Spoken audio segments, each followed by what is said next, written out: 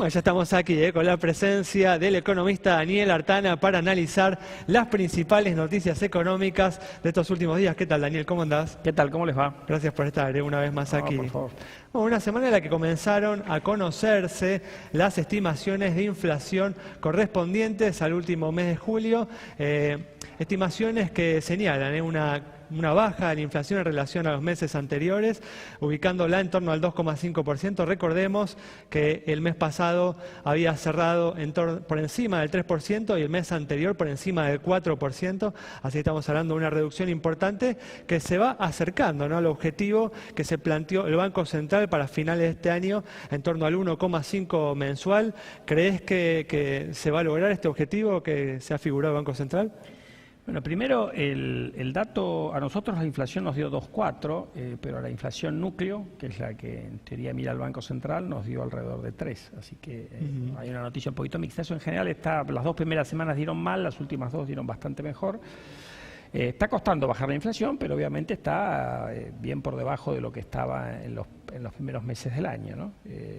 Y yo creo que para lo que resta del año debería bajar porque opera varios meses de política monetaria contractiva y no va a haber aumentos espectaculares de tarifas como los que hubo en la primera parte del año. Ambos factores deberían ayudar a que la inflación se acerque al 2% mensual. Si se va a conseguir el objetivo del 1,5 para fin de año, y bueno, es un poquito más difícil de decir. Yo igual creo que una baja al 2% es un número bastante razonable. El Banco Central igual parece ser bastante optimista porque en este contexto, ayer, como decíamos en bloques anteriores, volvió a reducir la tasa luego de 3 semanas en las que lo había mantenido. Así que, en principio, se muestra optimista con que va en la buena senda. Y el Banco Central yo creo que mira dos cosas: cómo viene evolucionando la inflación mes a mes, en particular la inflación núcleo, también cómo vienen evolucionando las expectativas, tanto de las que le preguntan a la gente como las que hace la Universidad de Itela, o las que salen las que nos preguntan a los que medimos inflación y cómo proyectamos hacia adelante. Y yo creo que la inflación otra vez va a bajar, eso debería habilitar una baja de tasa y un terreno todavía de tránsito fácil hasta alrededor del 1,7, 1,8 mensual de inflación y una tasa un poquito por arriba de eso. A partir de ahí va a depender de qué es lo que el gobierno haga con el resto de las variables, cuánto tenga que emitir el Banco Central para financiar el Tesoro el año que viene, es decir, algunas definiciones que todavía están pendientes, ¿no? Hubo un debate estos días, las últimas horas, por reabrir paritarias. Daniel, ¿quedan ajustes por hacer, no? Uno se pregunta, bueno, hubo una ida y vuelta con las tarifas, la devaluación parecería que ya fue, pero también parte de esa competitividad se la comió la inflación de este año.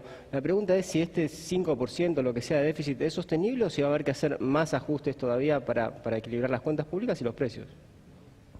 Bueno, ahí hay dos cuestiones, ¿no? El tema de paritarias, la inflación ha estado por arriba de la mayoría de los acuerdos salariales. Lo lógico sería que eso se corrija cuando se expiren esos acuerdos.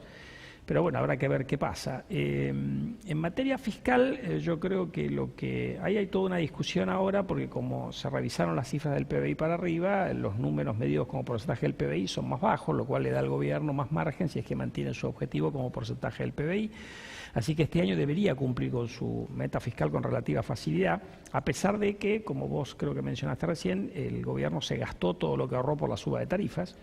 Y de hecho, con el aumento a jubilados que ha anunciado para más de 2 millones de personas, en la medida que yo vaya entrando en vigencia, se gastó más que lo que ahorró.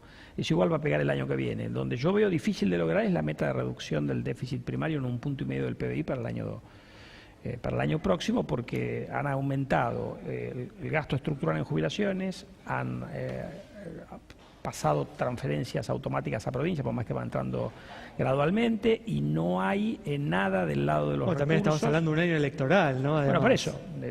Pero esa era la meta que había puesto el gobierno. Yo apenas salió dije, en un año electoral es difícil de lograr, pero el gobierno insistía que lo iba a hacer. Y del lado de los recursos, el blanqueo en lo que te genere de aumento en la capacidad tributaria no tiene la menor chance, aun cuando sea muy exitoso, de generarte el punto largo del PBI que cuesta el aumento de jubilaciones. De todas maneras, ¿qué déficit fiscal están previendo para este año y para el que viene, si tienen ustedes alguna estimación? Mira, yo creo que este año va a estar parecido al año pasado, que con las correcciones de PBI anduvo alrededor de 6 y el total, ¿no? El déficit total, financiero. Que es como hay que mirarlo, ¿no? Claro. Porque esta discusión de primario es una discusión brasilera de la política fiscal.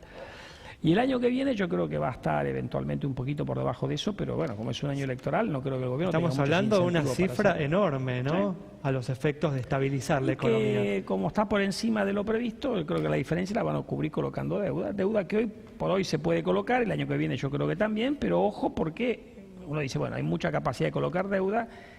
Por eso El lo que estás riesgo diciendo- país te está diciendo que no es tan barato, porque nosotros, teniendo mucha menos deuda que Brasil, tenemos un riesgo país más alto que Brasil, ni que hablar que Uruguay, que México, que Perú, que Chile.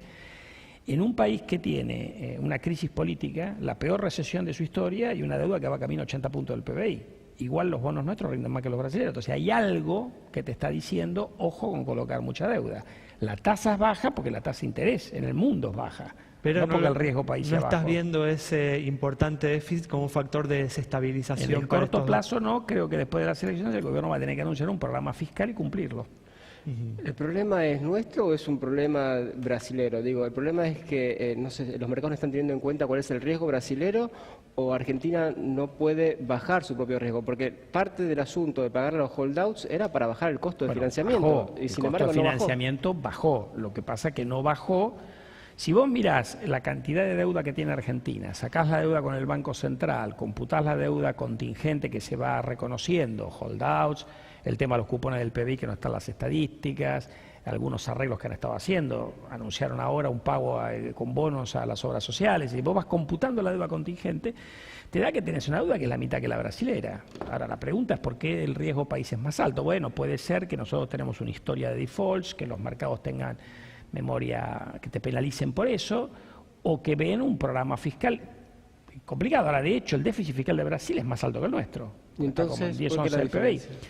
Bueno, yo creo que ¿por qué es eso? No sé si tengo una buena explicación. Lo que eso te debe llevar es endeudarte menos, no más como se está endeudando el gobierno. Claro. Deberíamos ser más prudentes con la deuda porque es cara. Teniendo en cuenta que las provincias no salieron a emitir al 7, 8%, 8 o o incluso algo más más. también. Bueno, por eso, ahí además de la nación tenés las provincias. Y ojo, porque la consecuencia que tiene tener déficit fiscal alto, financiado en buena medida con deuda colocada en el exterior, es que eso es atraso cambiario. Y atraso cambiario es malo para la industria, es malo para el campo, es malo para las actividades que compiten con el resto del mundo. Es decir, la ventaja de equilibrar las cuentas tiene varias dimensiones. Una, que no te endeudás, otra, que bajás la inflación, y otra, que no generás tanto atraso cambiario. Bueno, en relación justamente al tema de las provincias, el propio presidente, ¿no? Mauricio Macri, pidió, ¿no? Cuando se firmó ayer el acuerdo por la devolución de la coparticipación federal, pidió responsabilidad fiscal, ¿no? Un elemento central para los próximos años. Sí, habrá que ver cómo se controla eso. Normalmente eso históricamente se manejó con zanahorias y garrotes. Si no cumpliste, tienes alguna penalidad. Creo que es importante que todos estén de acuerdo en que hay que equilibrar las cuentas para el 2019. Después hay que ir viendo cómo lo van haciendo, porque acá la madre de todas las batallas es que el gasto es muy alto, porque la presión tributaria es altísima, mucho margen por el lado de los impuestos no tenés. O sea, siempre podés subir impuestos y recaudar más, lo que tenés consecuencias. Recordemos, Daniel, ¿no? Que las provincias, el déficit provincial fue el punto débil del plan de convertibilidad, ¿no? Mira, históricamente los planes de estabilización en la Argentina fracasaban, porque tenías las provincias en déficit, porque las empresas públicas tenían alto déficit, porque tenías un agujero en el sistema previsional. ¿Te resulta familiar hoy? Bueno, la historia vuelve a repetirse. Ahora, el gobierno, como ustedes dijeron en el bloque anterior, recibe una herencia muy pesada, tiene que ir trabajando en resolver estos problemas, pero hay un problema fiscal en la Argentina, hay un espacio para financiarlo con deuda, pero vos tenés que tener unas medidas estructurales que te permitan resolver ese problema fiscal. Y a mí lo que me complicaría es si la apuesta del gobierno es que con el blanqueo vamos a arreglar todo, porque no se va a arreglar todo con el blanqueo. El blanqueo va a andar bien, yo creo que va a ser exitoso, va a blanquearse bastante plata, pero fiscalmente es otro cantar.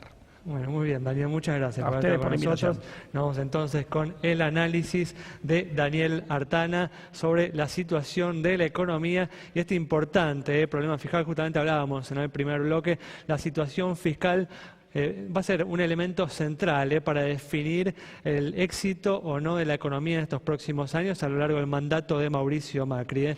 Nos vamos, nos reencontramos el próximo viernes a las 20 horas aquí en Metro.